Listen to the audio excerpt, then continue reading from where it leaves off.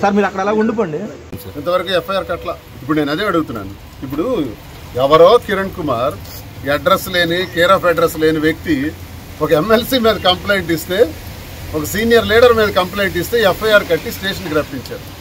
నన్ను జనసేన పార్టీకి చెందిన వాళ్ళు చాలామంది నిన్ను చంపేస్తాం, నరికేస్తాం, కనపడితే కారుతో తగలెట్టేస్తాం అని హెచ్చరిస్తే అవన్నీ కూడా ఎవిడెన్సెస్తో పోలీస్ స్టేషన్లో కంప్లైంట్ ఇచ్చి 4 నెలలైంది. ఎఫ్ఐఆర్ కూడా కట్టారంట. ఒక్కళ్ళైనా అరెస్ట్ చేశారా? ఇంట్రాగేట్ చేశారా? స్టేషన్కి రప్పించారా? నోటీసులు ఇచ్చారా? లేదే. జనసేన కార్యకర్తకు ఉన్నటువంటి గౌరవం ఒక ప్రజాప్రతినిధికి లేదు ఈ ప్రభుత్వంలో. జనసేన కార్యకర్తకు పిలవరు.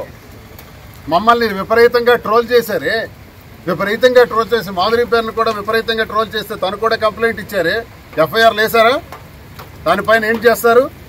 అవి ఎఫ్ఐఆర్ అయ్యారు. పోలీసు వారు కూడా తప్పులు చేస్తున్నారు.